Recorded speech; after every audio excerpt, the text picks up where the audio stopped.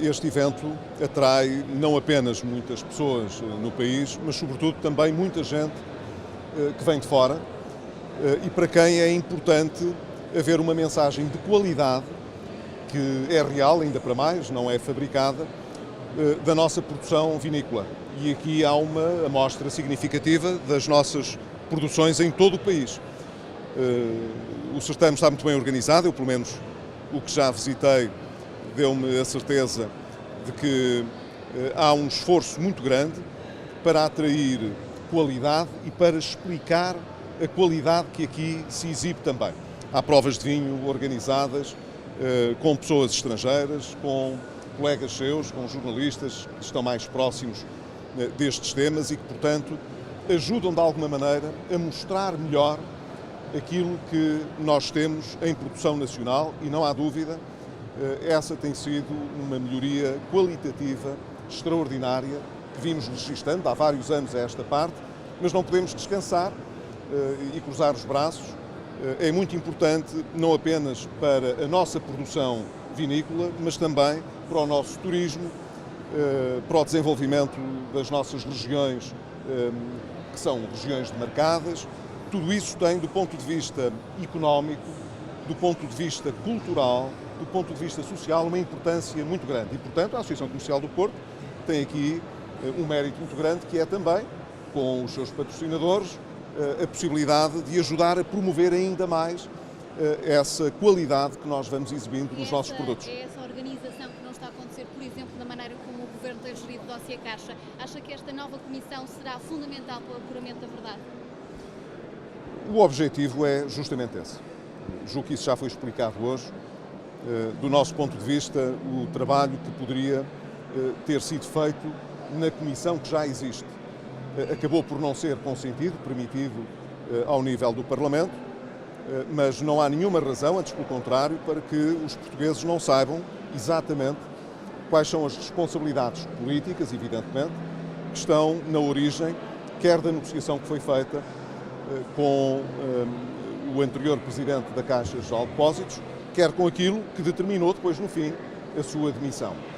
É, portanto, não um inquérito propriamente à Caixa Geral de Depósitos, mas à forma como decorreu, durante muito tempo, uma negociação que o Governo não assume com transparência e que nós gostaríamos que fosse absolutamente clara para os portugueses em termos de responsabilidade. E é isso que se vai procurar apurar. Faz sentido manter as duas comissões? São comissões que têm trabalhos distintos. Enquanto que uma comissão de inquérito tem como objetivo encontrar as razões que conduziram às necessidades de recapitalizar a Caixa. E, segundo o Governo afirmou, são necessidades elevadas e é muito importante que os portugueses que vão pagar essa recapitalização percebam exatamente por que razão é que é preciso os contribuintes porem mais uns milhares de milhões de euros na Caixa. Outra coisa é saber porque é que a Caixa, durante tanto tempo, atravessou um período de desorientação estratégica, de falta de estabilidade interna, porque é que as polémicas que aconteceram e que envolveram as desobrigações que, de certa maneira, foram favorecidas pelo Governo quanto à transparência da própria administração e a sua sujeição às regras gerais que existem para os gestores públicos, tudo isso está muito adensado em dúvidas que é preciso clarificar. E esse é um trabalho que deve decorrer, uma vez que não foi consentido que se pudesse fazer na comissão que já existe, ou fazendo uma interpretação mais ampla do seu objeto, ou alargando o seu objeto para que não tivesse de haver duas comissões parlamentares, mas uma vez que isso não foi consentido, então se possa fazer isso de uma forma autónoma noutra comissão de inquérito. Se arrasta tanto no tempo? Eu espero que não se arraste muito. Repare, no que respeita à primeira comissão de inquérito que existe, ela aguarda que sejam fornecidos os dados de informação que são indispensáveis para que a comissão possa fazer o seu trabalho. E até à data, apesar de se terem ouvido no Parlamento os ministros das Finanças com responsabilidades nos últimos anos, bem como os presidentes da Caixa Geral de Depósitos desde sensivelmente o ano 2000. Na verdade, fora dessas audições, a Comissão Parlamentar não recebeu qualquer elemento material que permita aos deputados responder à questão porque é que a Caixa precisa de tanto dinheiro. E não recebeu porquê? Porque a própria Caixa Geral de Depósitos se recusou a dar essa informação, o Governo recusa-se a dar essa informação e nós tivemos de recorrer aos próprios tribunais para dirimir essa questão de saber se a Comissão Parlamentar de Inquérito podia ou não podia receber essa informação e essa documentação. Houve já uma decisão do Tribunal da Relação, como sabem, que vai ao encontro da pretensão da Comissão Parlamentar de Inquérito, isto é, que diz que sim, que essa informação tem de ser disponibilizada para que a Comissão possa fazer o seu trabalho. Houve recursos que foram interpostos e que foram rejeitados, sou pessoas mesmo, que esses recursos foram rejeitados também ao nível da relação. Tivemos notícia que haverá ainda recurso a interpor, talvez para o Supremo Tribunal, não sei, ou para o Tribunal Constitucional. Não estou nesta altura em condições de precisar aquilo que as entidades envolvidas têm como pretensão.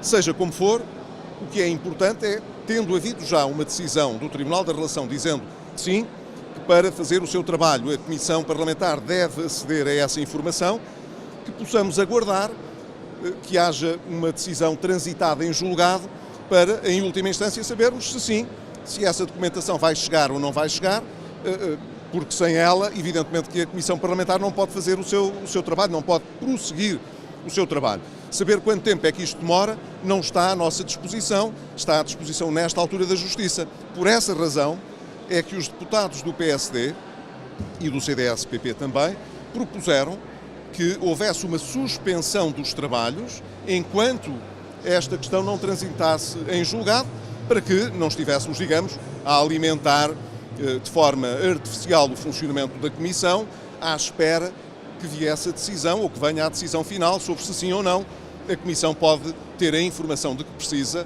para poder concluir o seu trabalho. Relativamente ao caso das offshores, eu perguntava-lhe, António Costa diz que há falta de transparência. O que eu lhe perguntava é, admite ou não que possa eventualmente ter havido alguma falha enquanto governo do PSD, neste caso dos offshores, até porque foram 10 mil milhões de euros que saíram, digamos assim, fora do controle do fisco. Admite alguma falha neste processo?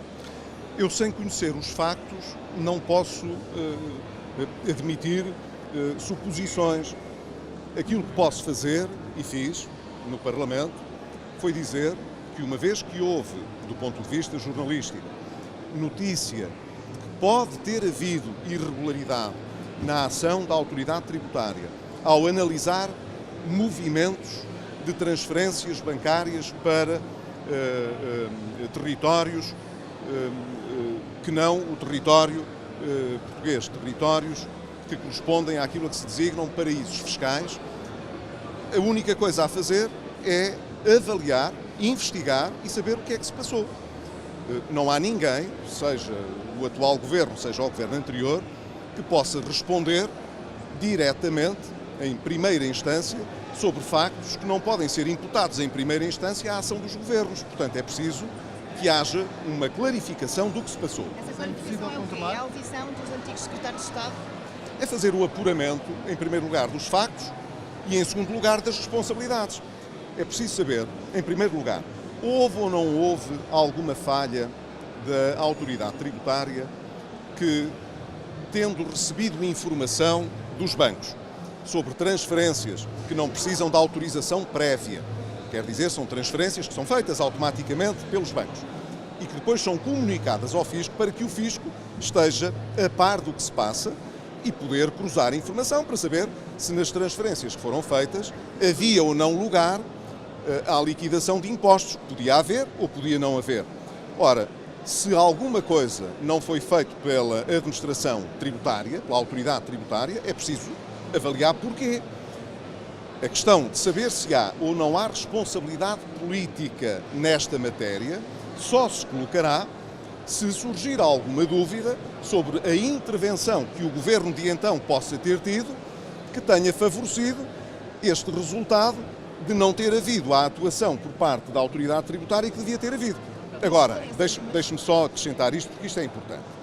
Agora, o que não pode é haver de uma forma leviana e de uma forma que nos parece ser uma forma indigna do Governo, como eu chamei a atenção no Parlamento, é a sugestão explícita de que sim, de que houve essa responsabilidade política, que o anterior Governo deixou voar para fora do país 10 mil milhões de euros, poupando supostamente as entidades ricas que quiseram colocar o seu dinheiro fora do país sem pagar os seus impostos quando os portugueses andavam a fazer sacrifícios. Isto é uma forma absolutamente indigna de colocar a questão. E foi contra isso que a minha voz se fez ouvir e do PSD também. Nós estamos totalmente disponíveis, mais do que isso, interessados em saber se houve ou não houve verificação dos factos graves que foram reportados pela comunicação social. Se isso aconteceu, porque é que aconteceu? E se, in extremis, houve ou não houve alguma responsabilidade do Governo nessa matéria. Eu não posso ser mais explícito, não posso faltar à verdade. Não posso dizer, olha, eu sabia que havia lá uns problemas e agora ando a ver se faço de conta e se ando a ganhar tempo para não me pronunciar sobre isso. Eu não faço, nesta matéria, o que o atual Governo está a fazer com a Caixa Geral de Depósitos. Eu estou a dizer, nunca ouvi falar desse assunto, julgo que o atual Governo também foi prevenido pela própria autoridade tributária quanto a essas inconsistências, quanto a essas falhas que poderão ter existido, e é preciso apurar, se eu estivesse no Governo era o que estava a fazer, o que é que se passou. Houve falhas? Pode ter havido uma falha política neste caso. Eu não admito, minha senhora, eu não admito, nem deixo de admitir porque não sei. E, portanto, a gente quando não sabe, não se põe a dizer, olha, eu admito que sim, quando não tenho nenhuma evidência que me leve a pensar que havia alguma responsabilidade do Governo nessa matéria, compreende? Agora, se apurando-se o que se passou, se chegar à conclusão de que há alguma responsabilidade política, aí então conversaremos. O que não podemos é, antes de apurar os factos e de saber o que é que se passou, inclusive é de saber se havia ou não havia impostos a liquidar que não foram liquidados, mas que felizmente se podem ainda liquidar, porque, e isto eu aproveito também para sublinhar porque é muito importante, enquanto estive no Governo, nós tivemos uma ação muito forte de combate à evasão fiscal e à fraude fiscal. Mas mesmo assim, e neste caso, escaparam. Eu perguntava exatamente eu não sei. Em tempos de crise, é aceitável que 10 mil milhões de euros tenham a ver, eu não sei se escaparam ou não, mas se escaparam, é preciso saber porquê. Se escaparam no sentido em que as transferências que foram feitas depois não foram averiguadas pela autoridade tributária. Se não foram, deviam ter sido. Porquê é que não foram? Estar a colocar, nesta altura, como primeira explicação de que a responsabilidade foi do Governo anterior, é o mesmo que dizer que o Governo terá dado ordens à Administração Fiscal para não atuar. Ora, isso para mim é impensável. Mas acha que houve uma omissão por parte do Secretário de Estado? Minha senhora, isso só quando tivermos a possibilidade de averiguar o que se passou é que podemos responder. Até essa data, o meu princípio é sempre o mesmo. Não ponho o carro à frente dos bois e não tiro conclusões precipitadas que não tenho de tirar. O que posso dizer é que estou tão à vontade nesta matéria que não posso senão incentivar a procura dessa verdade e facilitar, seja através das audições no Parlamento, seja em última ratio, se isso for necessário, com a criação de uma comissão de inquérito, o apuramento de toda a verdade. Eu acho que mais explícito que isto não é possível. A última pergunta que eu queria fazer é sobre Angola e este diferendo com Portugal e o governo português. A mim preocupa-me, evidentemente, que haja, do ponto de vista oficial, a assunção por parte do governo de Angola de que pode haver prejuízo para as relações bilaterais entre os dois governos e entre os dois Estados, o facto de ter havido notícia de que o vice-presidente de Angola poderia estar arguido num processo de corrupção ativa. E, evidentemente, não me cabe fazer juízos sobre a circunstância de base, sobre se está ou não está, ou em que circunstâncias é que isso aconteceu, porque isso cabe com certeza à Justiça, não cabe aos governos, mas preocupa-me que haja uma degradação da relação bilateral. Espero, e digo com muito à vontade, a partir do lugar que ocupo hoje no Parlamento e na oposição, que não haja por parte do governo de Angola nenhuma confusão quanto à separação de poderes que existe em Portugal. Os governos não respondem pelos tribunais e os tribunais não respondem por aquilo que os governos fazem. São coisas separadas. E, portanto, eu esperaria que o que houvesse na relação entre os dois países não fosse afetado por aquilo que se passa na esfera judicial, porque isso não está à disposição dos governos. Não estava no meu tempo e eu espero bem, tenho quase a certeza de que é o mesmo que se passa hoje. E, portanto, se a razão de ser é esta, que está veiculada em termos públicos, eu gostaria que o governo angolano revisse a sua posição. Se tem outros factos que eu desconheço, não posso estar a comentá-los e, portanto, a única coisa que posso formular é um desejo de que realmente esta circunstância se possa ultrapassar rapidamente, porque na relação entre os dois países não está em causa apenas a relação dos governantes. Angola e Portugal são países que têm, hoje em dia, interesses comuns muito fortes. Há muitos angolanos em Portugal, como há muitos portugueses em Angola, empresas dos dois países que atuam nos dois mercados. Existe, do ponto de vista cultural, como sabem, uma ligação fortíssima entre as nossas sociedades e, portanto, qualquer relação de mal-estar entre os governos sempre acaba por se refletir negativamente nas relações entre os dois países. E isso não é desejável. Agora, dito isto, não posso acrescentar mais aos factos que são públicos. Se houver qualquer outra coisa que motive estas reações, eu não conheço e, portanto, não posso comentar, mas espero que essa situação se altere rapidamente. Alguma orientação da distrital do PSD a sua posição em relação à Câmara de Lisboa e possa vir a apoiar a Assunção Cristas? Não se importa de voltar a fazer a pergunta que não ouvi desde o início. Se há alguma orientação ou alguma pressão por parte da distrital do PSD de Lisboa para que o Dr. Passos Coelho reconsidere a posição e possa vir ainda no futuro a apoiar a Assunção Cristas à autarquia de Lisboa? A questão da candidatura a Lisboa, eu não quero acrescentar rigorosamente mais nada nesta fase àquilo que já disse sobre a candidatura que o PSD apresentará à Câmara de Lisboa.